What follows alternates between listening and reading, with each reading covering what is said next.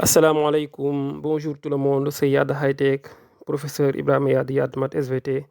Bon, bienvenue sur ma chaîne et dans cette vidéo, on va voir euh, le patron d'un cylindre. Donc vous allez sur Google, vous tapez patron cylindre GeoGebra, vous prenez le premier résultat ou bien le deuxième résultat. Moi, je vais prendre le deuxième résultat. Voilà, vous allez voir ici un cylindre. Je l'ai téléchargé. Vous pouvez voir ici un cylindre et son patron. Vous pouvez enrouler. Vous pouvez aussi faire un déroulement. En violet, nous avons la surface latérale et en bleu, nous avons les deux disques de base. Je peux l'agrandir ici. C'est ce que j'ai fait en classe avec mes élèves pour leur expliquer que la surface latérale n'est rien d'autre qu'un, comment dirais-je, quadrilatère. Je peux, comment dirais-je, faire un déroulement ici. Quand je fais un déroulement, vous allez voir la surface en violet. 1 va devenir quelle figure géométrique? Nous avons ici un rectangle. Nous avons ici un rectangle qui a une longueur et une largeur. La largeur n'est rien d'autre que la hauteur. C'est la hauteur du cylindre qui devient la largeur. Et la longueur devient, c'est le périmètre ou bien la circonférence.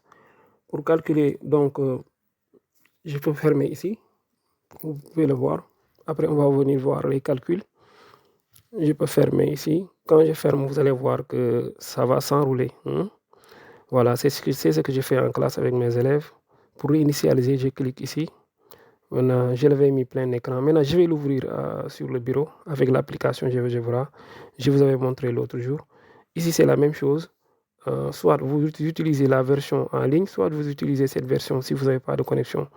Maintenant, vous pouvez enrouler comme vous pouvez faire un déroulement. Ça dépend de vous.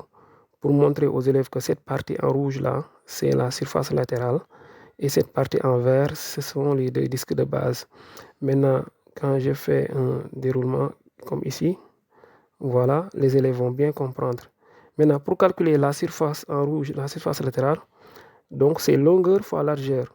La largeur, c'est la hauteur et la longueur, c'est le périmètre du disque de base. Comme l'aire d'un disque, c'est pi r carré, on a deux disques, donc l'aire des deux disques, c'est 2 pi r carré. L'aire latérale, c'est égal au périmètre d'un disque de base multiplié par la hauteur. Or, le périmètre d'un disque, c'est 2 pi r. Donc, pour calculer l'aire totale, nous avons l'aire de base, c'est-à-dire l'aire des deux disques, plus l'aire latérale. La surface totale donc va nous donner R total égale 2 pi r carré plus, entre parenthèses, hauteur fois périmètre d'un disque, ou bien périmètre du disque de base.